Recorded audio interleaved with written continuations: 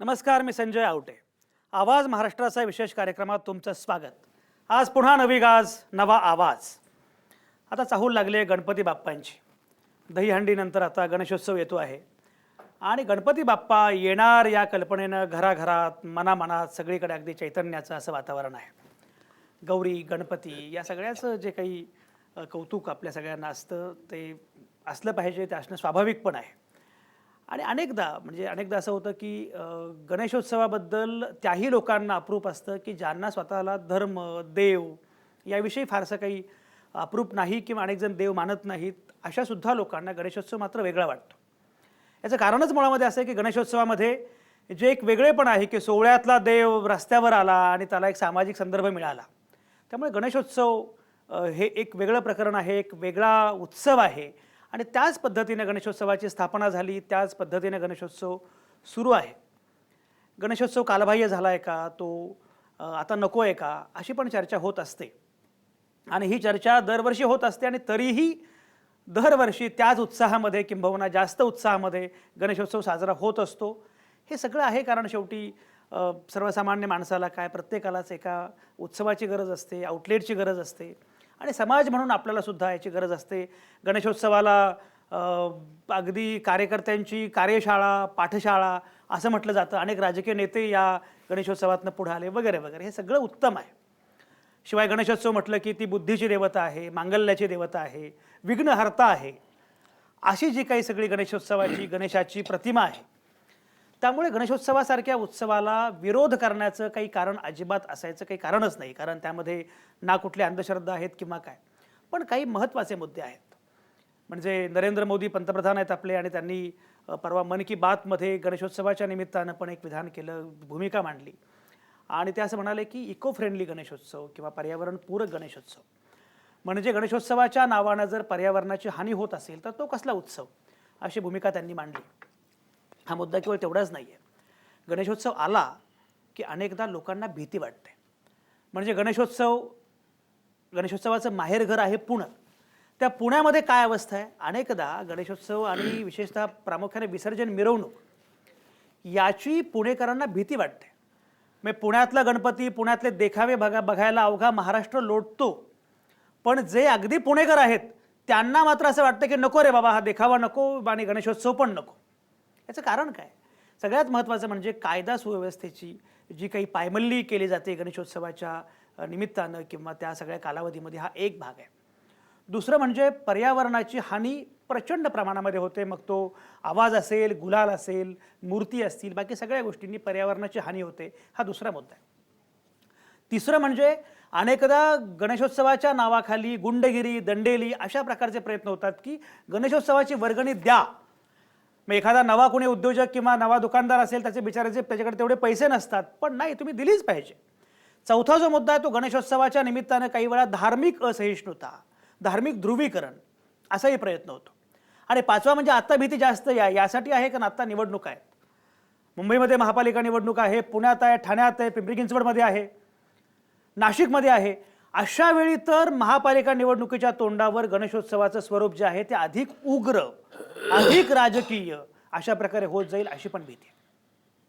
आणि या सगळ्या निमित्तानं आपल्याला आज जी चर्चा करायची, आज मी मुद्दाम असं ठरवलं की आज वाद प्रतिवाद, मारामारी अशी काही चर्चा करायला नको. म्हणजे गणेशोत्सव कालबाह्य झाला आहे का अशी चर्चा करता येऊ शकते, त्याबद्दल हमरीतुमरीवर दोन्ही पक्ष बोलू शकतात. पण मी कितीही म्हटलं तो कालबाह्य झाला आहे किंवा झाला नाही तरी गणेशोत्सव होतो, होणार, याच्यामध्ये काही शंका नाही आणि त्याला काही विरोध करायचं कारण नाही. विरोध केला तरी तो होणारच आहे. मुद्दा असा आहे की या गणेशोत्सवाला खरोखरच विधायक वळण देता येणं शक्य आहे का, आणि विधायक वळण दिलं तर काय होऊ शकतं, याच्या निमित्तानं मला चर्चा करायची आहे. आणि आज जे सगळे 5 कार्यकर्ते, 5 जण या चर्चेमध्ये असणार आहेत माझ्यासोबत, ते सगळे त्यांनी हे उदाहरण घालून दिलेलं आहे, हे अधोरेखित केलेलं आहे की होय, गणेशोत्सव हा अगदी विधायक पद्धतीने साजरा होऊ शकतो. ही बुद्धीची देवता आहे आणि बुद्धीच्या देवतेचा उत्सव साजरा करताना आपलं डोकं ठिकाणावर ठेवायला काही हरकत नाही, कारण ही देवता बुद्धीची आहे. मग देवता बुद्धीची असं म्हणायचं आणि ज्या प्रकारची गाणी लागतात मंडपामध्ये, ज्या प्रकारे धुडगूस सगळा घातला जातो, ज्या प्रकारे गोंधळ होतो आणि पोलिसांना निष्कारण त्रास होतो, सगळ्या व्यवस्थेवर ताण पडतो, अशा प्रकारे न करता खरंच चांगल्या मार्गानं हा उत्सव साजरा करता येणं शक्य आहे, असा आदर्श ज्यांनी घालून दिला त्या 5 जणांसोबत मला ही चर्चा करायची आहे. मला खात्री आहे की गावागावामध्ये, शहरांमध्ये, सगळ्या वाड्या वस्त्यांवर सगळीकडे ज्या प्रकारे गणेशोत्सव लोक साजरा करत असतील त्यांना पण लक्षात येईल की अरे दिस इज द वे, या प्रकारे आपण उत्सव साजरा करू शकतो, आपण साजरा करूया. एवढं जरी या निमित्तानं या चर्चेतनं घडलं तरी ही चर्चा सार्थकी लागली. बाकी याच्यामध्ये कुठली हाणामारी नाही झाली किंवा झाली नाही तरच ते फार महत्त्वाचं आहे. कारण केवळ मनोरंजन करणं, केवळ वादविवाद आणि हाणामाऱ्या लावणं एवढंच कुठल्याही टी व्ही डिबेटचं काम असता कामा नये. त्यातून खरंच काही भलं घडलं पाहिजे, म्हणून माझा हा आजचा प्रयत्न आहे. आणि ही चर्चा करण्यासाठी माझ्यासोबत मी मगाशी म्हटल्याप्रमाणे 5 कार्यकर्ते आहेत. राजेश नाईक हे कार्यकर्ते आहेत जे गिरगावचा राजा गणेशोत्सव मंडळाचे सचिव आहेत. गिरगावचा राजा गणेशोत्सव मंडळ हेच ते मंडळ ज्याचा उल्लेख खुद्द पंतप्रधान नरेंद्र मोदींनी आपल्या मन की बातमध्ये केला आणि सांगितलं की हा आदर्श घ्या पर्यावरणपूरक गणेशोत्सवाचा. आदिल फरास हे माजी नगरसेवक आहेत आणि ते कोल्हापुरातून आपल्यासोबत असणार आहेत. उदय जगताप हे कार्यवाह आहेत आदर्श मित्रमंडळाचे, ते पुण्यातून आपल्यासोबत असणार आहेत. तुम्हाला आठवत असेल की जेव्हा एरवडा जेलमधून मी कार्यक्रम केला होता तेव्हाही उदय माझ्यासोबत होते, कारण त्यांचं काम प्रामुख्यानं कैद्यांच्या पुनर्वसनाच्या अनुषंगानं आहे. उदय जगताप आपल्यासोबत आहेत. राकेश पाठराबे हे मूर्तिकार आहेत, ते नागपूरमधून आपल्यासोबत असणार आहेत. आणि रामदास शेवाळे माझ्या शेजारी बसलेले आहेत, ते भीमा कॉम्प्लेक्स सार्वजनिक गणेशोत्सव मंडळाचे कार्यकर्ते आहेत, ते इथे माझ्यासोबत आहेत. या सगळ्यांच्या सोबत आपल्याला ही चर्चा सुरू करायची आहे. आणि चर्चा सुरू करताना अगदी सुरुवातीला मला जायचं आहे उदय जगतापांकडं. उदय जगताप, मी तुमच्याकडे आलो पहिल्यांदा येतो याचं कारण असं आहे की तुम्ही पुण्यात असता आणि पुण्यामध्ये एकूणच गणेशोत्सवाचं माहेरघर पुण्याला आजही मानलं जातं. विशेषतः विसर्जन मिरवणूक ही तर पुण्याची अगदीच प्रख्यात अशी मिरवणूक आहे. या मला सांगा की गणेशोत्सव आता नकोच अशा मानसिकतेपर्यंत पुणेकर आलेले असताना त्याला विधायक वळण देणं शक्य आहे असं उदय वाटतं का, आणि वाटत असेल तर का वाटतं?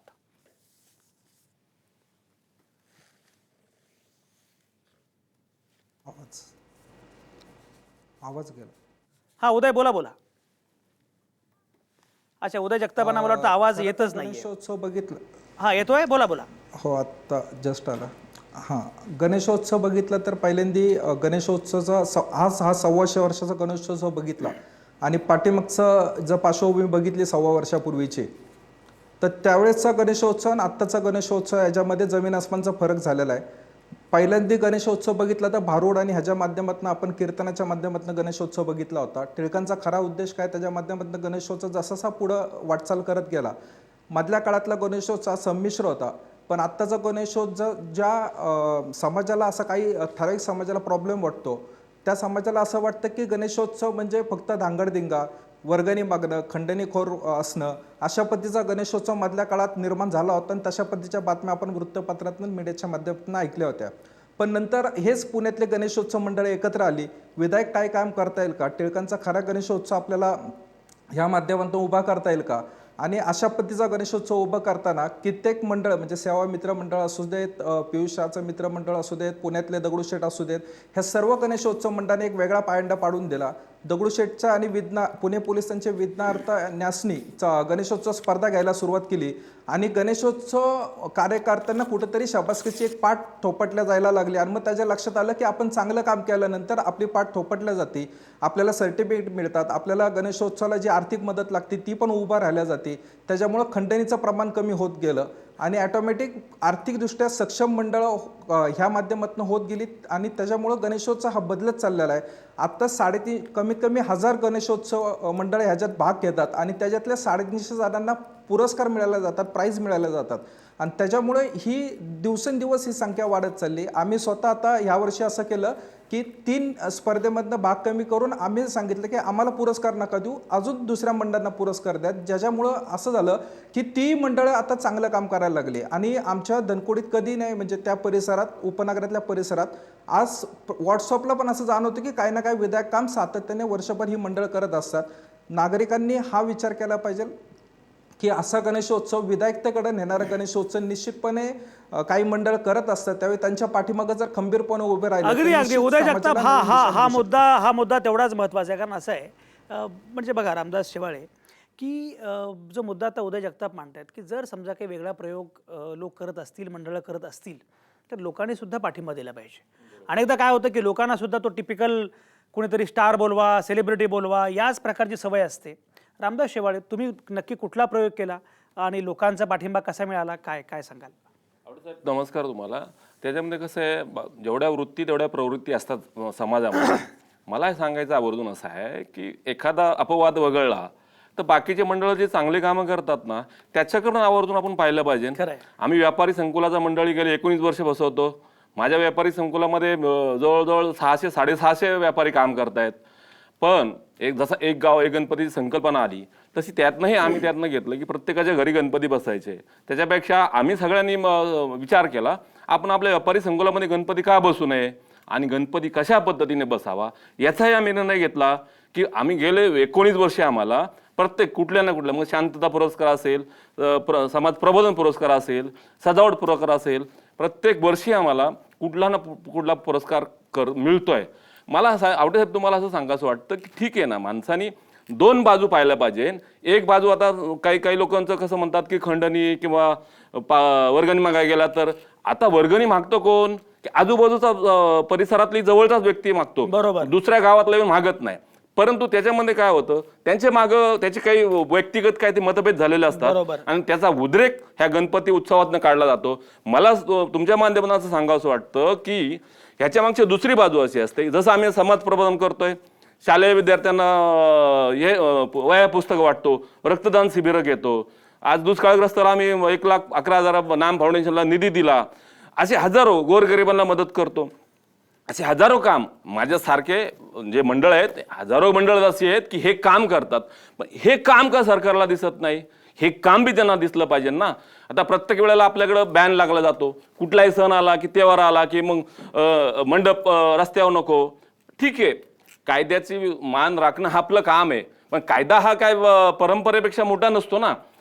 ती सगळं राखला जातो. परंतु साहेब मला असं सांगायचं की ज्या रामदास शेवाळे अगदी बरोबर आहे. कायदा हा परंपरेपेक्षा मोठा असतोच, हे लक्षात घेतलं पाहिजे आपण. लोकशाही व्यवस्थेमध्ये कायदा हा परंपरेपेक्षा मोठा असतो. याचं कारण असं आहे की परंपरेचा अर्थ प्रत्येकजण आपापल्या सोयीनं लावत असतात.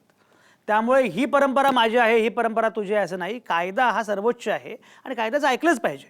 तुम्हाला मी सांगतो, गणेशोत्सव झाल्यानंतर रस्त्यांची अक्षरशः चाळण झालेली असते आणि जी मंडळं त्या रस्ता खराब करतात ती नंतर रस्ता नीट करण्यासाठी वगैरे फिरकत सुद्धा नाहीत. त्यामुळे हे होताच कामा नये. तुम्हाला मी गंमत सांगतो, ऐका. मला थोडंसं सांगायचं असं होतं. बरोबर. कायद्याच्या आपण गोष्ट करतो, ठीक आहे. आता शासनानं ठरवलं रस्त्यावरती मंडप टाकू नका, आम्ही त्याचा सन्मान करतो. आम्हाला आमचं राज्य आहे, आम्हाला आमच्या वस्तीमध्ये खराब करायचं नाही. पण मला हे थोडंसं सांगायचं असं होतं की आम्ही कायद्याचा मान घेतो, शासना निर्णयाचा मान राखून आम्ही रस्त्यावरचे मंडप मैदानामध्ये नेले. परंतु त्याची दुसरी बाजू असते की ज्या रस्त्यावरती आम्ही गणेशोत्सव घेऊन जातो त्या रस्त्यावरचे मोठे मोठे खड्डे आहेत, ते खड्डे बुजलेत नाही, मग त्यांच्यावर गुन्हे दाखल होतात का? एखाद्या छोट्याशा मंडळाने जर रस्त्यावरती मंडप टाकला तर त्याच्यावर गुन्हे दाखल केले जातात. आणि त्या चांगल्या रस्त्यावरती खड्डे आहेत, ते खड्डे बुजवण्याची जबाबदारी जो घेत नाही, मग त्यांच्यावर गुन्हे का नाही दाखल होत? हे असं मला सांगायचंय. अगदी हा मुद्दा अगदी रास्त आहे, पण याचा अर्थ बाहेरच्या रस्त्यावर खड्डे आहेत म्हणून मी गणेशोत्सवासाठी मंडप खोदून तिथे खड्डे करणार हा नाही. तुमचा मुद्दा लक्षात आला माझ्या. पण बघा, म्हणजे याच्याच अनुषंगानं कोल्हापूरमध्ये आदिल फरास यांनी खूप चांगला प्रयोग केला. ते माझे नगरसेवक आहेत. आणि कोल्हापूरमध्ये काय आहे की कोल्हापूरमध्ये आवाजी सगळा आवाज, डॉल्बी याची एवढी क्रेज आहे. मला माहिती, मी कोल्हापुरात होतो, तर ते सगळं जे आहे ते यांनी मोडून काढलं. आपण बघू आता आदिल फरास, मला सांगा, कोल्हापूरमध्ये हे जे म्हणतायत की तुम्ही मला सांगा की कायद्याचा सगळा सन्मान राखत सुद्धा उत्सव साजरा करता येतो, याचं जे उदाहरण आहे ते जरा सांगा बरं. मुळामध्ये मगाशी साहेब आपला एक प्रश्न होता की गणेशोत्सव हा कशासाठी, तर 1893 साली जे लोकमान्य टिळकांनी सुरुवात केली, तर याच्यातून उद्देश हेच होता की सर्व लोकांना संघटित करून या देशाच्या विरुद्धात असणाऱ्या शक्ती यांच्या विरुद्ध एकत्रित येऊन लढावं आणि हे गणेशोत्सवाच्या मंडळांच्या माध्यमातून व्हावं. ज्या अपेक्षेनं हे सणाची सुरुवात झाली, निश्चितपणानं काही काळापूर्वी एक 7, 8, 10 वर्षापूर्वी अतिशय चांगल्या पद्धतीने या सणाची आपण उत्सव हा साजरा करत होतो. परंतु दुर्दैवानं डॉल्बीसारखा एक सिस्टम या ठिकाणी आलेली आहे आणि त्याच्यामुळं होणारे दुष्परिणाम या देशामध्ये आपण अनेक वेळा बघितलेले आहेत. अनेक आपल्याला दुर्घटना आपल्या समोर आलेल्या आहेत. खरं तर गणेश हा विघ्नहर्ता आहे आणि गणेशाच्या माध्यमातून आपण सुरुवात करताना कुठल्याही चांगल्या कामाची श्रींच्या नावानं सुरुवात करतो आणि मग रस्त्याच्या मध्ये मंडप घालायची, लोकांना विघ्न निर्माण करायचं, हे गणेशाला कधीही आवडणार नाही, कारण ते विघ्नहर्ता आहे. आणि मुळामध्ये हा सण जे आहे, उत्साह जे आहे, मांगल्याचा आहे, एकोप्याचा आहे, हा सण तुम्ही आम्ही सर्वजण या महाराष्ट्रामध्ये, देशामध्ये एक वेगळ्या पद्धतीने उत्साहवर्धक वातावरणामध्ये आपण साजरा करत असतो. आता विद्रुपीकरणाचा ज्यावेळेला विषय येतो, निश्चितपणानं मला एक छोटंसं उदाहरण द्यावं लागेल की बदल घडवण्याची क्षमता तरुणांमध्ये असते आणि म्हणून जगाच्या पाठीवर तरुणांवरती एक वेगळा विश्वास लोकांचा असतो की ही काय तर बाबा बदल घडवतील. आणि आपण एक उदाहरण छोटंसं असं देणार आहे की जुन्या काळामध्ये ज्यावेळेला एखादी स्त्री म्हणजे एखादा पुरुष मेला तर तिच्या बायकोला सती म्हणून जिवंत जाळण्याची परंपरा होती. आज ती परंपरा आपण ऐकावीस जर वाटली तर किती खतरनाक वाटते आपल्याला, जर आपण असं डोळ्यासमोर ठेवलं की एखाद्या स्त्रीला आपण जिवंत जाळतो त्याच्या नवऱ्याबरोबर. तर हे कालांतरानं बदल घडवत आणलं. कुणी आणलं तर तुम्ही आम्ही आपल्या वंशजांनी हे बदल घडवत आणलं. आता हे डॉल्बी सारखं एक सिस्टम या ठिकाणी आलेली आहे, ह्याच्यावरती निश्चितपणानं तरुणांनीच विचार केला पाहिजे. एक पावित्र्याचा सण असून देखील आपण मुंगळा चावला आणि झिंग झिंग झिंगाट सारखी गाणी लावून त्या आपल्या देवासमोर नाचतो. काय आदिल पावित्र्य फार राखतो आपण? कोल्हापूरमध्ये तुम्ही हा जो प्रयोग केला तो प्रयोग फारच महत्वाचा आहे. राजेश नाईक आलेत का आता आपल्यासोबत गिरगावचे? हा, राजेश नाईक आता आपल्यासोबत आलेत. मी मगाशी जसं म्हटलं की गिरगावच्या राजा गणेशोत्सव मंडळाचे ते सचिव आहेत आणि मला खरंच आनंद वाटला, अभिमान वाटला की पंतप्रधान नरेंद्र मोदींनी मन की बातमध्ये त्यांच्या पर्यावरणपूरक गणेशोत्सवाचा जाणीवपूर्वक उल्लेख केला. मला एक सांगा राजेश नाईक की एकीकडे गणेशोत्सवाला जे काही बकाल स्वरूप प्राप्त झालेलं आहे त्याच्या अनुषंगाने चर्चा सुरू असते, अशा वेळी तुम्ही पर्यावरणपूरक गणेशोत्सव हा जो आदर्श घालून दिलेला आहे, जरा त्या प्रयोगाविषयी सांगा, म्हणजे बाकीच्या मंडळांनाही कळू द्या की अरे या प्रकारचे प्रयोग मलाही करता येणं शक्य आहे, आम्हालाही करता येणं शक्य आहे. राजेश नाईक जरा सांगा.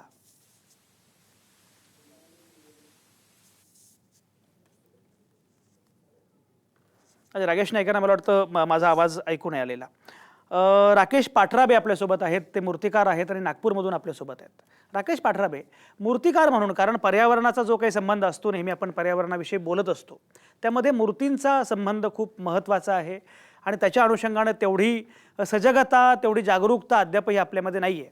राकेश, मूर्तिकार म्हणून तुम्ही नक्की काय करता, काय सांगाल?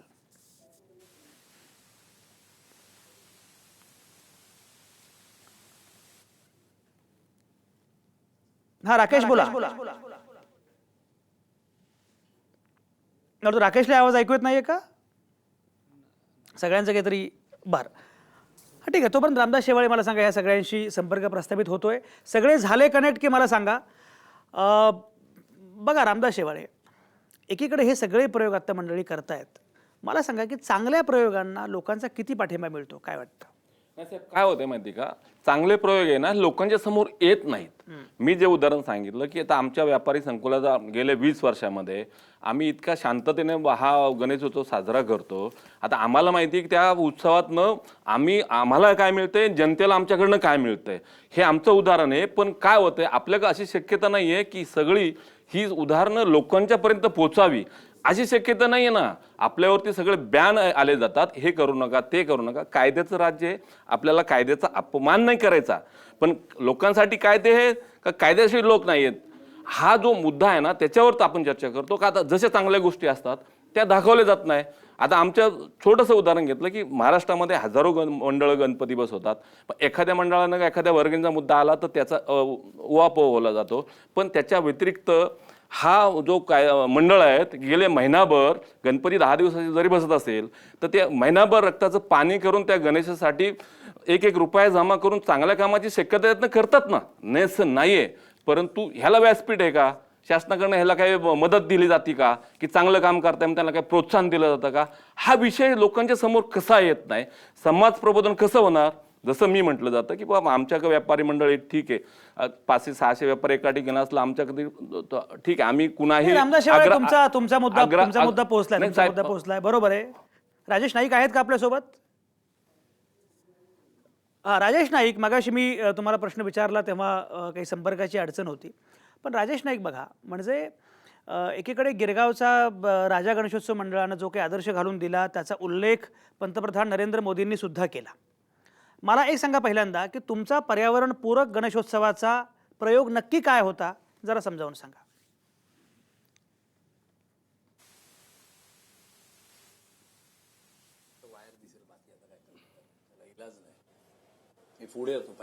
हा राजेश नाईक, तुम्हाला माझा आवाज ऐकू येतोय? अच्छा, मला वाटतं काहीतरी अडचण दिसतेच आहे. बरं आदिल फरास, या रामदास शेवाळेंच्या मुद्द्याबद्दलच मला तुमच्याकडे यायचं आहे. तो मुद्दा असा आहे, मी रामदास शेवाळे वारंवार असं म्हणतायत की कायदा ही अडचण आहे किंवा तो अडसर आहे.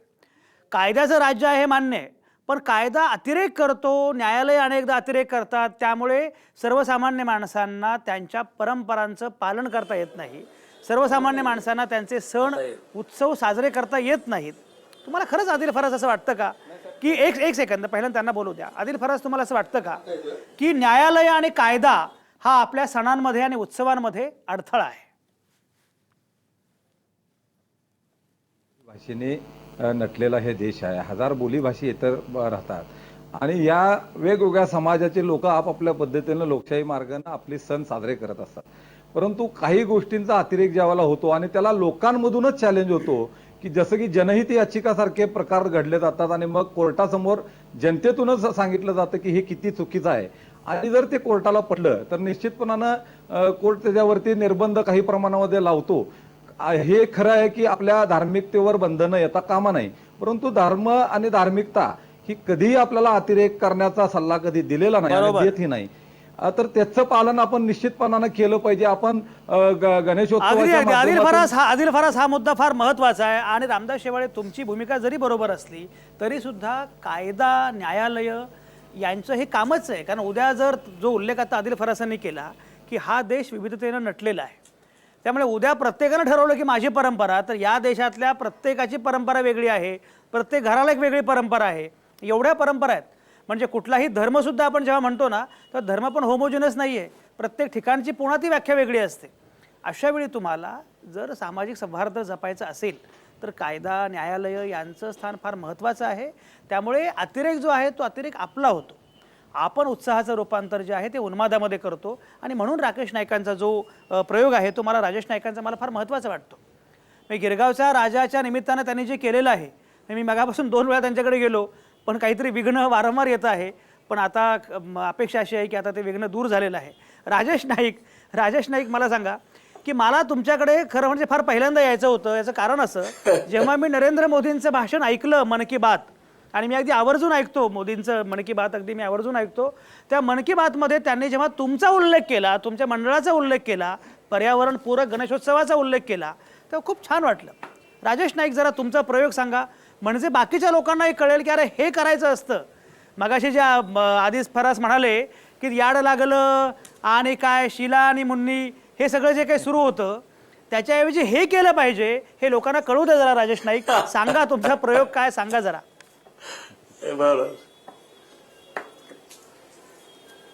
सर्वप्रथम मी सर्व गणेशोत्सव मंडळांचं आपल्या चॅनलतर्फे मी स्वागत करतो आणि आपल्याला सांगू इच्छितो साहेब की नरेंद्र मोदीजीने जे आमच्या मंडळाचं अभिनंदन केलं, कौतुक केलं, त्याबद्दल मी सर्व मंडळातर्फे, महाराष्ट्रातल्या सर्व मंडळातर्फे पीएम मोदींचं मी आवर्जून आभार मानतो. त्याचे कारणच असं आहे की आमच्या गणेशोत्सव गिरगावच्या राजाला 89 वर्ष जी झालेली आहेत, ती संपूर्ण शाडूची मूर्ती ही पहिल्या वर्षापासून आमचे जे पूर्वज होते, ब्रिटिशांच्या काळापासून जे पूर्वज होते, त्यांनी ही सुरुवात केली. त्यांनी जे रोपटं लावलं त्याची आज आम्हाला फळं चाखायला मिळत आहेत, जेणेकरून आम्ही शाडूच्या मूर्तीची जी संकल्पना आजपर्यंत वापरतोय, त्याच्यामुळे ही नरेंद्र मोदींपर्यंत आमची नोंद झालेली आहे. त्यामुळे मी त्या मोदी साहेबांचं, काल आमचं राज्यपालांनी सुद्धा अभिनंदन केलं.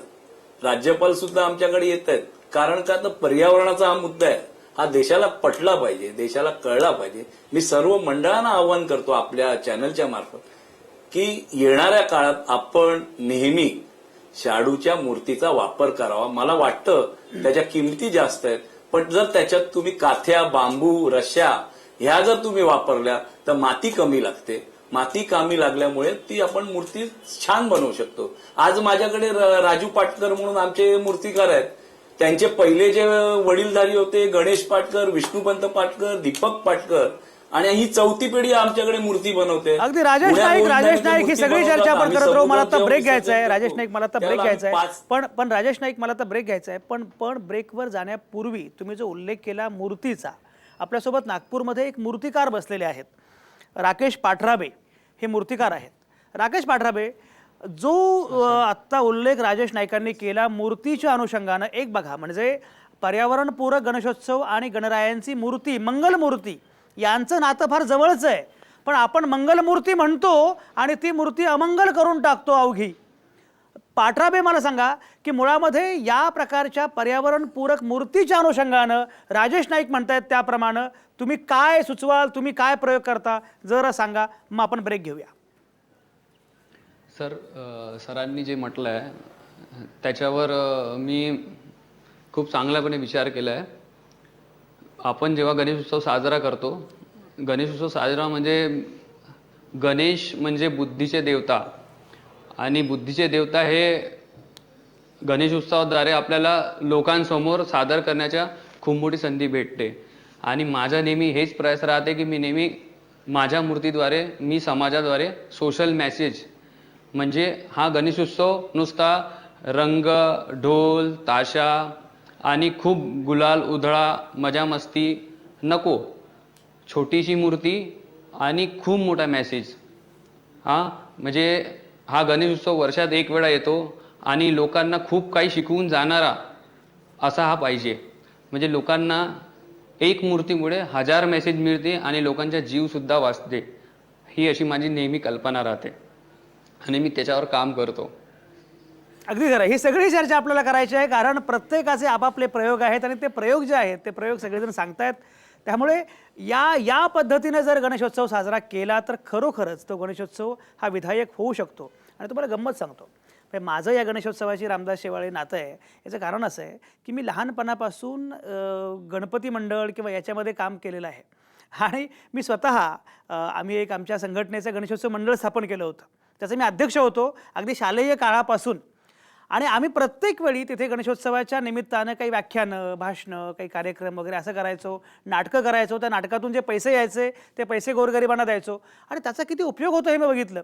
रामदास शेवाळे, आता मूर्तीचा उल्लेख होतोय, आमची मजल इथपर्यंत गेली होती की एके वर्षी आम्ही असं जाहीर केलं की आम्ही गणेशोत्सव साजरा करणार पण मूर्ती बसवणारच नाही. आणि आमचा गणेशोत्सव हा अमूर्त असेल, फक्त गणेशोत्सवाच्या निमित्तानं गणरायांना साक्षी ठेवून आम्ही बुद्धीचे कार्यक्रम करू, असं आम्ही आवाहन केलं. आणि तरीही आमच्या वर्गणीदारांनी आम्हाला भरघोस पैसे दिले आणि तो गणेशोत्सव अगदी बुद्धीचा सोहळा अशा प्रकारे साजरा झाला. मला वाटतं हे होऊ शकतं. त्यासाठी राजेश नाईक जे म्हणतायत, जे प्रयोग करतायत, ते प्रयोग फार महत्त्वाचे आहेत. ही सगळी चर्चा आपण करत राहू. आता या क्षणी मी घेतोय एक छोटासा ब्रेक.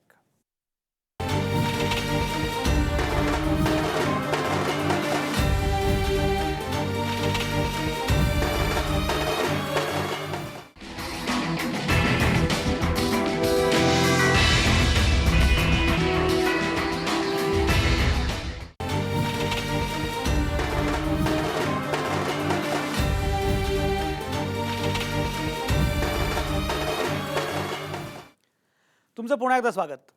आपण चर्चा करत होतो बुद्धीच्या देवतेचं स्वागत करताना तरी डोकं ठिकाणावर ठेवूया.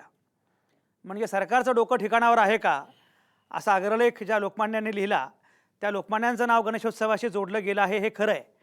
पण आता लोकांचं डोकं ठिकाणावर आहे का असा अग्रलेख कदाचित लोकमान्य असते तर त्यांनी लिहिला असता. त्यामुळे ज्या पद्धतीनं डोकं ठिकाणावर नसल्यासारखे गणेशोत्सव आपण साजरे करतो, त्यातून कायदा सुव्यवस्थेची हानी करतो, त्यातून पर्यावरणाची हानी करतो, सामाजिक सौहार्द अनेकदा बिघडवतो, त्याचं राजकारण करतो, धर्मांध शक्ती त्याचा गैरफायदा घेतात. आणि गणेशोत्सवाच्या निमित्तानं जे काही धर्मांध पद्धतीनं सगळं सुरू असतं, या सगळ्याच्या पलीकडे मगाशी मी ब्रेकवर जाण्यापूर्वी उल्लेख केला, मी स्वतः जेव्हा गणेशोत्सव मंडळाचं काम करत होतो तेव्हा आम्ही अमूर्त गणरायाची प्रतिष्ठापना केली होती. की काही नाही, गणराया हे तत्व आहे, मूल्य आहे, त्याच्या निमित्तानं आपण बुद्धीचा सोहळा साजरा करू. एवढी प्रगल्भता येणं शक्य आहे. आणि राजेश नाईक मगाशी जे सांगत होते त्यांनी तो मूर्तीचा आणि बाकी सगळ्याचा उल्लेख केला. हे शक्य आहे, पर्यावरणपूरक गणेशोत्सव हे सगळं शक्य आहे. पण हे होत नाही. आणि आदिल फरास मगाशी जे म्हणाले, आदिल फरास, तुम्ही जेव्हा कोल्हापूरमध्ये हा प्रयोग केला, कारण मी तुम्हाला म्हटलं की मी पण कोल्हापूरमध्ये होतो, त्यामुळे मला माहिती आहे आमची कोल्हापूरची मंडळी कसं आहे की जरा नीटपणे सगळं झालं पाहिजे. कुठलाही सोहळा जो असेल तो व्यवस्थित भव्य दिव्य झाला पाहिजे, अशा विचारांचे सगळे कोल्हापूरकर असतात. कोल्हापूरकरांनी तुमचं ऐकलं कसं आणि कोल्हापूरकरांना तुम्ही पटवलं कसं हे जरा सांगा आम्हाला.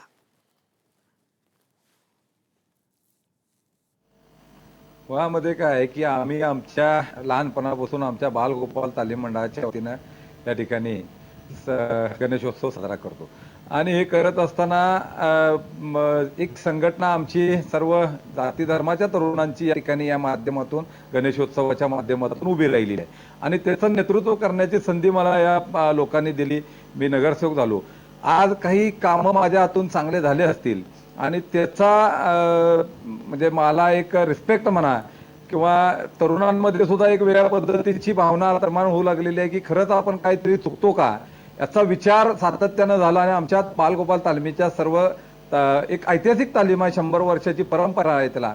आणि या तालमीच्या कार्यकर्त्यांनी ठरवलं की यावेळेला आपण डॉल्बीमुक्त गणेशोत्सव साजरा करायचा आणि पर्यावरणपूर्वक मेसेज द्यायचे, स्त्री भ्रूण हत्याच्या विरुद्ध मेसेज द्यायचे, HIV पेशंटांना मदतीच्यासाठीचा हात द्यायचा.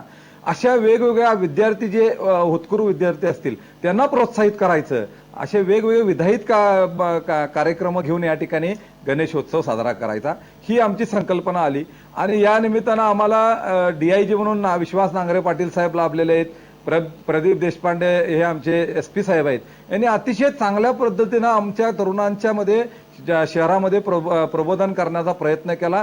कायद्याचा कुठेही धाक दाखवला गेलेला नाही.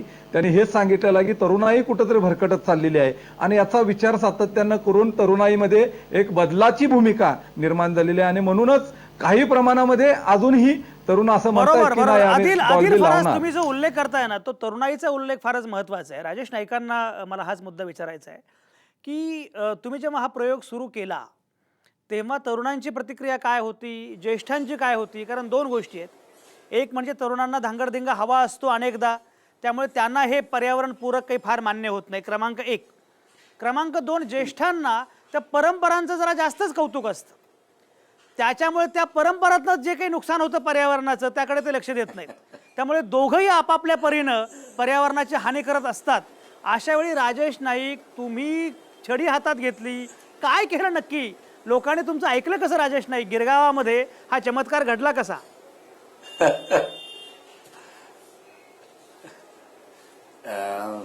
चांगला प्रश्न आहे आपला. आपण जे आवटे साहेब मला विचारतात तरुणाई, ह्या तरुणाईनीच आमचा हा जो गणपती मी इकडे तुम्हाला कॅमेऱ्याद्वारे दाखवतोय, हा गणपती येणाऱ्या 4 तारखेला आम्ही कसा बनवलाय, आमच्या मूर्तिकारांनी कसा बनवलाय, हा तरुणाई जेव्हा बघेल त्यावेळेला सगळ्यांचे विचार बदलतील. कारण आम्ही मेकिंग कधीच दाखवलं नाही. आपल्या गणपतीला कधी दाखवलाय का बनवताना कोणी? तर हा जेव्हा तुम्ही गणपती बघाल, आमचे पाटकर 1.5 महिना या मूर्तीवर मेहनत करतात. आणि ज्या वेळेला ही मुलं बघतील, आमचे मूर्तिकार बघतील, सगळे जे आपल्या देशाचे मूर्तिकार आहेत, आपल्या महाराष्ट्राचे आहेत, मुंबईतले आहेत, यांनी तो बघावा आणि त्याच्यानंतर त्यांनी डिसिजन घ्यावं की आपण पर्यावरणपूरक गणपती देऊ शकतो का देऊ शकत नाही. तर आपल्याला आपल्या आज अख्ख्या देशाचा, आपल्या पर्यावरणाचा हा जर विचार झाला ना साहेब, तर नक्कीच आपली ही तरुणाई आणि आमचे ज्येष्ठ हे सर्व एकत्र येऊन हा गणेशोत्सव आणखीन अतिउत्तम प्रकारे साजरा करतील. गिरगावामध्ये हा चमत्कार तुम्ही केला, कोल्हापूरमध्ये आमच्या आदिलनं हा पराक्रम केला, हे खरंच मोठं आहे. पुण्यामध्ये तुम्हाला माहित नाही राजेश नाईक, बाकी सगळीकडे हे प्रयोग होऊ शकतात, पुण्यामध्ये प्रयोग करणं फार कठीण असतं. त्यामुळे बरं ते काय म्हणतात की बुद्धीची देवता वगैरे, म्हणजे आमच्याकडे आहेच ना सगळं, त्यामुळे आम्हाला तुम्ही काही बुद्धीच्या बद्दल काही सांगू नका. अशी सगळी म्हणजे ती व्हॉट्सअपवर जो विनोद होता ना की गुरु नाही व्हॉट्सअपवर विनोद होता की गुरुपौर्णिमेच्या निमित्तानं जेव्हा गुरुपौर्णिमा आली तेव्हा गुरुपौर्णिमेच्या दिवशी पुणेकर आरशासमोर उभे राहिले आणि त्यांनी प्रणाम केला. कारण आपल्या एवढं कोणी बुद्धिमान नाहीच आहे जगात असं पुणेकर मानतात. अशी एकीकडे प्रतिमा आहे अशा वेळी उदय जगताप अशा पुण्यामध्ये हा प्रयोग करणं आणि त्यांना सगळ्यांना पटवून देणं की तुमच्या परंपरा प्रथा यांचा मी सन्मान राखू, पण केवळ त्याच्या अधीन राहून चालणार नाही, आपल्याला गणेशोत्सवाला एक वेगळा संदर्भ द्यावा लागणार आहे. हे जेव्हा उदय जगताप तुम्ही सांगितलं तेव्हा तो प्रवास कसा होता? सुरुवातीला विरोध झाला असेल, नंतर या टप्प्यावर आलात तुम्ही, थोडं सांगा ना काय झालं ते.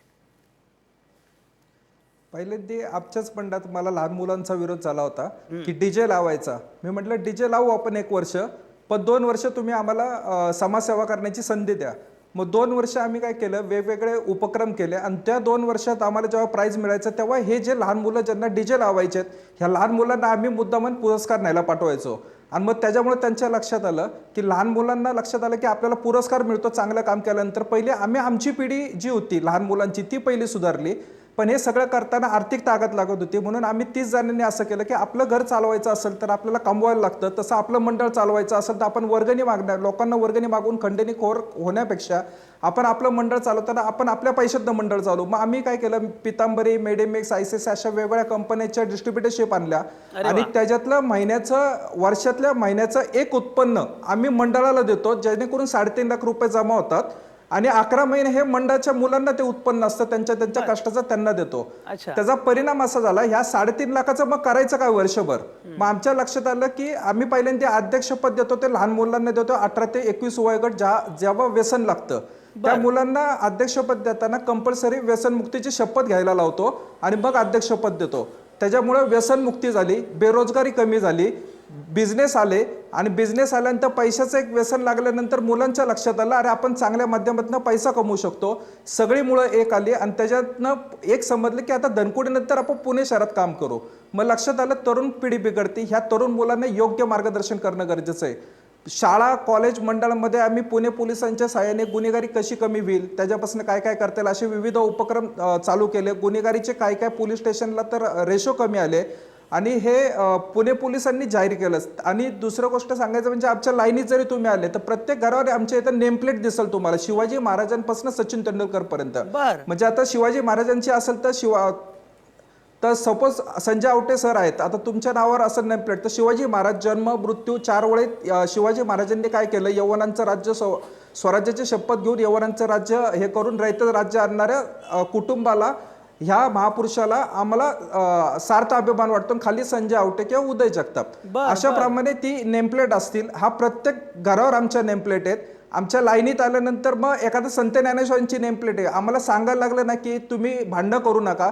त्या घरात असं झालं की अरे आपल्या घरावर संत ज्ञानेश्वरांची नेमप्लेट आहे तर आपण घरात भांडणं करून काय करायचंय, म्हणून ती भांडणं कमी झाली. आमच्या इथं स्पोर्ट्स लायब्ररीची युनिक लायब्ररी आहे, खेळाची लायब्ररी आहे.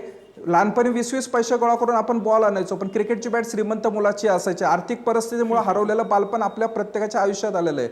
मग आम्ही काय विचार केला की आजकाल डान्स आणि गाण्याच्या क्लासला 16-16 लाख हिट मिळतात, पण आपल्याला ऑलिम्पिक पदक मिळवायचं आहे, पण मुलांना आपण परत हा रस्ता दाखवू शकतो का. आम्ही सोमवार ते शुक्रवार लायब्ररी बंद ठेवतो.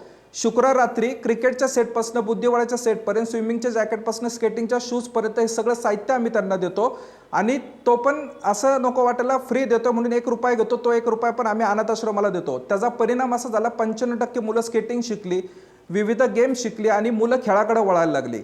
आणि ह्याच गोष्टी बघताना आम्ही पर्यावरणचा पण विषय केला. आम्ही काय करू, आरोग्य संस्कार ह्या विषयासाठी आम्ही आमच्या प्रत्येक घरावर एक कुंडी लावलेली आहे. त्या कुंडी झाड लावलेलं आहे. आजी आजोबांच्या नावाने त्याचा नातू ते झाड वाढवतो आणि ते औषधी वनस्पती असलेलं झाड असतं, जेणेकरून सतापा आहे ते अशी वेगवेगळी झाडं आहेत की जी झाडं उद्या काही प्रॉब्लेम झाला, आडुळसासारखं झाड आहे तर ही झाडं पटकन आयुर्वेदिक ह्याच्यात उपयोगी पडावीत. अशा वेगवेगळ्या प्रोजेक्ट करता करता आम्ही गडचिरोली पुण्यामध्ये आलेला नक्षलवाद हा कसा कमी करता येईल म्हणून आम्ही गडचिरोली सारख्या एरियात आम्ही काम सुरू केलं. तिथले संदीप पाटील साहेब असू दे, अभिनव देशमुख, सागर कवडे साहेब यांनी आम्हाला सपोर्ट केला. आणि आज तिथली आकडेवारी जी बघितली तर तुम्हाला ह्या वर्षातली आकडेवारी जर बघितलं तर नक्षलवाद हा कमी झालेला आहे. सरेंडर होण्याचं नक्षलींचं प्रमाण वाढलेलं आहे. तिथल्या पत्रकार बंधूंनी मदत केली. उदय जगताप फारच नाही हे तुम्ही ज्या पद्धतीनं सांगता आहात हे खरंच की एक गणेशोत्सव मंडळ कुठपर्यंत प्रवास करू शकतं हे खूपच महत्त्वाचं काम आहे, मोठं काम आहे. आणि सगळ्याच गणेशोत्सव मंडळांकडे एवढी ऊर्जा असते, एवढे लोक असतात. रामदास शेवाळे, मगाशी गुणवंत विद्यार्थ्यांचा उल्लेख झाला. मला आठवतं की तुम्ही जो प्रयोग सुरू केला आहे प्रामुख्यानं तो गुणवंत विद्यार्थ्यांना प्रोत्साहन देणं, त्यांना स्कॉलरशिप देणं. त्यांना शैक्षणिकदृष्ट्या दत्तक घेणं, असे जे प्रयोग सुरू केलेले आहेत त्या प्रयोगांच्या बद्दल जरा सांगा ना. साहेब त्याच्यामधनं काय होतंय, आता मी 4 लोकांना स्कॉलरशिप दिली किंवा 4 लोकांना दत्तक घेतलं, यांनी प्रश्न समाजाचा सुटणार नाहीये. मला ह्या गणेश उत्सवाच्या माध्यमातून पुऱ्या महाराष्ट्राला, पुऱ्या देशाला आपल्याला दाखवून द्यायचं आहे की बाबा छोट्याशा कार्यक्रमातनं किती मोठं योगदान, म्हणजे किती मोठं काम होऊ शकतं. मी एकट्याने केलेले होत नाही, परंतु मला मगाशी साहेब तुम्हाला असं म्हटलो की परंतु आम्ही जे काम करतोय आज तुमच्या माध्यमातनं समजा लोकांच्या पर्यंत पोचलं. आता उदय जगताप साहेबांनी सांगितलं व्यसनमुक्तीसाठी त्यांनी जी शपथ घेतली, तुम्ही सांगा राज्य शासन असेल केंद्र शासन, व्यसनमुक्तीसाठी आवाढव्य खर्च केला जातो ॲडव्हर्टाईजवरती. तोच अशा सारख्या जगताप साहेबांच्या मंडळासारखा त्यांना काही मदत दिली तर त्यांना त्यातनं थोडासा अभिमान वाटेल आणि त्यांची शक्ती, इच्छाशक्ती वाढेल ना की इतर लोकांसाठी काही करण्याची. तीच आज आम्ही हे करतो की 4 लोकांना दिल्यामुळे होणार नाही, परंतु आमचा प्रयत्न असा राहतो की बाबा सामाजिक बांधिलकी म्हणून आपण समाजासाठी काय काम करू इच्छितो, 1-1 रुपयाच्या वर्गणीतनं हे आपण ज्या वेळेला दुनियाला दाखवू, लोकांना दाखवू, तेव्हा लोक पण त्याचं अनुकरण करून चांगले प्रयोग करताना. रामदास शेवाळे हा मुद्दा त्याच्यामध्ये काय होतं त्याच्यामध्ये आता ही बाजू चांगली बाजू जाती, पण हीच बाजू अशी, आता समजा माझं मंडळ आहे, व्यापारी संकुल आहे, मला तिथे जागा आहे, पण हेच काम मी जर रस्त्यावर करत असतो तर हे मला आज काम कायद्याच्या बडग्यामध्ये कायद्याचा मान राखण्यामुळं मान राखून ते बंद करावं लागलं असतं. पण त्यातनं समाजासाठी जे काम करतोय ते लोकांना दिसलं नसतं. मला मगाशी तुम्हाला कायद्याचं व्यवस्था बोलवलं, कायद्याचा अवमान नाही करायचा, कायदा राखायचा आहे, कायद्यानेच आपल्या कायद्याच्या चाकोरीमध्ये राखूनच काम करायचं. परंतु मला हे म्हणायचं होतं की सरकारने पण त्याची थोडीशी दाद घ्यायला पाहिजे. ती अशी की समजा रस्त्यावरती मंडप नाही टाकत तर त्या मंडळाला आजूबाजूला 10-20 फुटाची जागा द्या ना, ते मंडळ समाज प्रबोधनासाठी काय काम करतंय ह्याची थोडीशी दखल घेतली तर खऱ्या अर्थानं आम्हाला न्याय मिळेल, असं मला म्हणायचं होतं. तुमचे सगळे मुद्दे पोहोचले, तरी तुम्हाला 2-3 मुद्दे मी सांगतो. एक म्हणजे तुम्ही वारंवार पुन्हा कायद्यावर घसरता. नाही साहेब, आता कायद्याचं काय करणार, काय होतं मला एक परंपरा म्हणजे नाही कायदा दही अंड्याच्या वेळी बघितलं ना काय केलं तुम्ही लोकांनी. हे जे आहे ना, आता काय होत साहेब, किती मंडळ राजकीय नेते थेटपणे सांगतात की तुम्ही हे करा, हवे तेवढे राजकीय नेते बी समजा भ्रष्टाचारामध्ये किती मागले जातात, मग काय सगळं सरकार बरखास्त होतं का? अहो लक्षात घ्या, 10-12 गोविंदा मेले, मृत्युमुखी पडले. हो ना साहेब, तरी कोणाला काय पडलंय त्याचं? नाही. त्यामुळे तुम्ही कायद्याबद्दल बोलूच नका. तुम्ही हे जे राजकीय नेते ज्या प्रकारची विधानं करतात, म्हणजे एक राजकीय नेता असं म्हणतो की गोविंदांच्या अनुषंगाने मी कायदा पाळणार नाही, आणि तोच नेता म्हणतो बलात्काराच्या अनुषंगाने कायदे कडक नाहीत. अरे तुम्हाला कायदा कळलाच नाहीये, तुमचं विधान किती विचित्र आहे. त्यामुळे मुद्दा हा नाहीये. या प्रकारे कायदा असेल किंवा सर्वोच्च न्यायालय यांच्या भूमिकेचा आदर केला पाहिजे, आणि केवळ आदर केला पाहिजे म्हणून नाही, कारण ते आवश्यकच आहे. पण ऐका, पण दुसरा मुद्दा असा तुम्ही जे म्हणताय की जी सामाजिक मंडळं काम करतात त्यांना सरकारनं मदत केली पाहिजे. मग सामाजिक मंडळं आहेत कशाला? शेवटी सरकारनं सगळीकडेच मदत करायची. सामाजिक संस्थांचं कामच मुळात हे आहे की त्यांनी सामाजिक पद्धतींनी पुढे आलं पाहिजे. मदत म्हणजे मला त्यामुळे तुम्ही जे करतात ना ते तुम्ही करत राहा, आणि ते फार महत्वाचं काम आहे. सरकार सारखं म्हणू नका. सरकारला बाकीचे भरपूर उद्योग आहेत. तुम्ही सरकारचे, कायद्याचे, न्यायालयाचे सगळे नियम पाळत राजेश नाईक ज्याप्रमाणे काम करतायत ना तसं करता येईल ना. आम्ही पण राजेश नाईक मला एक सांगा, म्हणजे मला एक कायम असा प्रश्न पडतो बरं का, की तुमच्याकडे एवढे कार्यकर्ते असतात, तुमच्याकडे एवढे चांगले उत्तम पैसे असतात, तुमच्याकडे बाकी सगळी ऊर्जा असते, तुमच्याकडे एवढी तळमळ असते. मला एक प्रश्न असा पडतो की हे 10 दिवस संपल्यानंतर बाकीचे 355 दिवस तुम्ही लोक करता काय? हा मला फार मोठा पडलेला प्रश्न आहे. त्याचं जरा उत्तर द्या की 355 दिवस तुम्ही काय करता?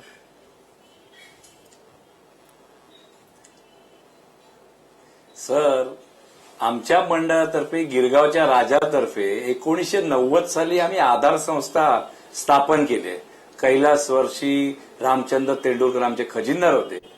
त्यांनी 1990 साली जेव्हा आधार संस्था आम्ही स्थापन केली त्या वेळापासून मुलांना वह्या वाटप, गणवेश वाटप, कॉलेजच्या विद्यार्थ्यांना पुस्तकं देणे, 15वी पर्यंत सर्वांना पुस्तकं फ्री देणे, हे उपक्रम आजपर्यंत आम्ही चालवतोच की. का होऊ शकत नाही? आम्ही करतोय. 250 मुलांना आम्ही दरवर्षी आम्ही त्यांना दत्तक घेतो आधारच्या संस्थेमार्फत. ते आमचं मोठंच काम आहे. आम्ही वर्षभरच काम करतो सर. आम्हाला गरज नाही, आम्हाला आमच्याच पैशाने आम्ही लोकांना करतोय. गेल्या वर्षी आम्ही नाम फाउंडेशनला आमची सर्व दानपेटी 2.5 लाखाची स्थानिक नगरसेवक सुरेंद्र बागलकरजी आहेत यांच्या संकल्पना आणि आमच्या गिरगावच्या राजात त्या योजनेने 2.5 लाख आम्ही मकरनसपुरेला सुपूर्द केलेत. चेकच्या द्वारे. तर सामाजिक कार्य आम्ही भरपूर करतो सर. 355 दिवस हे पण आम्हाला कमी पडतील असं मी म्हणतो. आणि आम्हाला कोणत्याही, आम्ही तर सर्वोच्च न्यायालयाचा, सरकारच्या नियमाचा आम्ही नेहमी नेहमी पालन करतो. पण गणेशोत्सवच्या उच्च बघा टिळकांनी का गणेशोत्सव निर्माण केले? सामाजिक बांधिलकी. त्यावेळेला इंग्रज सरकार होतं, त्यांना हकलवण्यासाठी हे सगळे मंडळाची स्थापना केली. आपण टिळकांनी जी आपल्याला जी हे करून दिली आहे त्याची आपण पायमल्ली करू नये असं मी इतर मंडळाला सांगू इच्छितो. मी कुठल्याही मंडळावर दोष देत नाही. बरोबर राजेश नाईक, तुमचा मुद्दा पोहोचलाय. राकेश पाठराबे आपल्यासोबत. सरकार आहे. हो राजेश तुमचा मुद्दा पोहोचला. राकेश पाठराबे, मूर्तींच्या अनुषंगाने तुम्ही मगाशी म्हणालात आणि लोकांचा पण याच्यामध्ये फार मोठा प्रश्न आहे. राकेश पाठराबे, मोदी साहेब एवढं नाव घेणार नाही. अगदी नाही, प्रश्नच नाही. तुमच्या कामाबद्दल राजेश नाईक शंकाच नाहीये. गोष्टी एकत्र घडवून आणायच्या. राजेश नाईक तुमच्या हे मी सर्व मंडळांना उद्देशून आपल्याला सांगतो सर. हा, तुमच्या कामाबद्दल शंकाच नाही, म्हणून तुम्ही मुद्दाम तुमचा प्रयोग सांगा असं म्हटलं. तो तुम्ही सांगितलात आणि सगळ्यांपर्यंत तो पोहोचला. राकेश पाठराबे, आता बघा की मूर्तीच्या अनुषंगाने मूर्तिकार काय करतो काय करत नाहीत हे आपल्याला माहिती आहे. पण अनेकदा असं होतं की लोकांच्या अति आग्रहामुळे मूर्तिकारांना ठरवून सुद्धा त्याला पर्यावरणपूरक मूर्ती करता येत नाहीत, कारण त्या विकल्या जात नाहीत. ज्याप्रमाणे पुस्तकांच्या दुकानांमध्ये किंवा सगळे प्रकाशक सांगतात की आम्ही काव्यसंग्रह काढत नाही कारण लोक काव्यसंग्रह वाचत नाहीत. याच्यामध्ये लोकांची पण मोठी चूक असते की एखादी गोष्ट आपण करत नाही किंवा एखादी गोष्ट आपण करतो. मला एक सांगा की मूर्तीच्या अनुषंगाने जो आपण विचार करतो आहोत त्याच्यामध्ये अनेकदा पर्यावरणपूरक मूर्त्यांना मागणी नसते, त्यामुळे लोकांची आवड बदलली पाहिजे असं वाटतं का? हा पहिला मुद्दा आहे. आणि दुसरं म्हणजे पर्यावरणपूरक मूर्तीसुद्धा चांगल्या पद्धतीनं आकर्षक स्वरूपामध्ये प्रेझेंट केली जाऊ शकते असं वाटतं का? राकेश, काय म्हणणं आहे? हो सर. बोला. हां, हो सर. असं वाटलं पाहिजे की गणेशोत्सव हा पर्यावरणमुक्त बनलेला पाहिजे.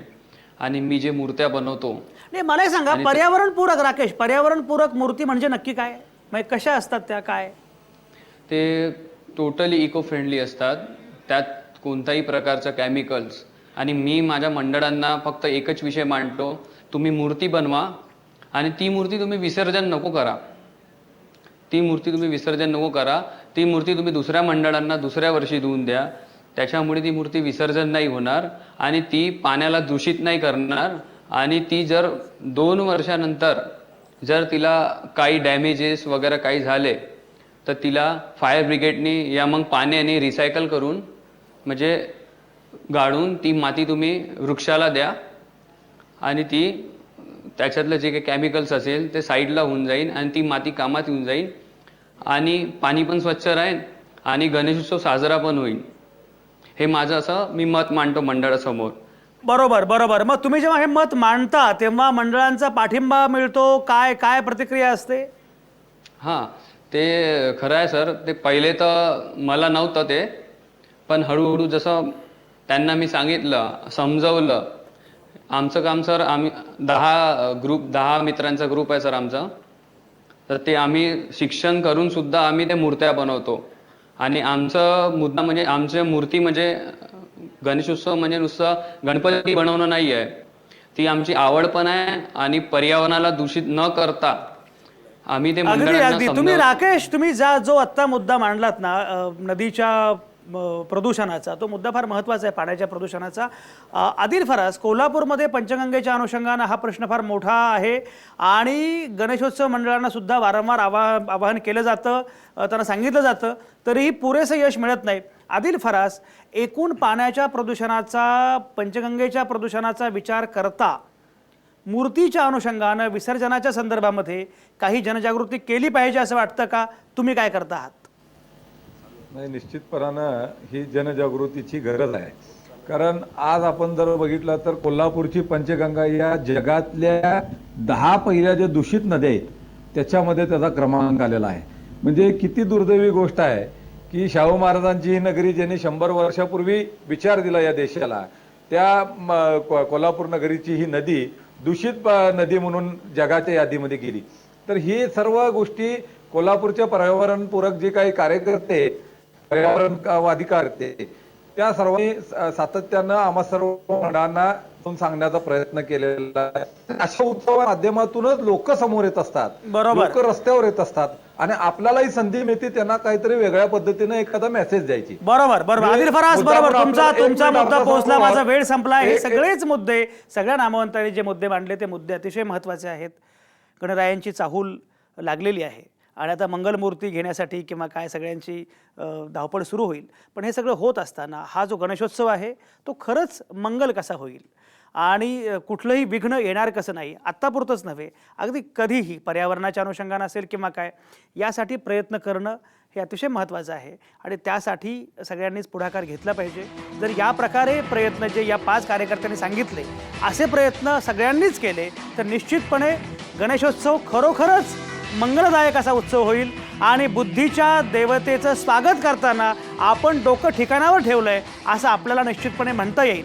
असा गणेशोत्सव आपण साजरा करूया. त्यासाठी सगळ्यांनाच मनापासून शुभेच्छा. आज थांबूया इथंच. पुन्हा भेटू उद्या रात्री 8 वाजता. सगळ्या नामवंतांचे अतिशय मनापासून आभार. तुमच्या आतल्या आवाजासह पाहत आणि ऐकत रहा आवाज महाराष्ट्राचा.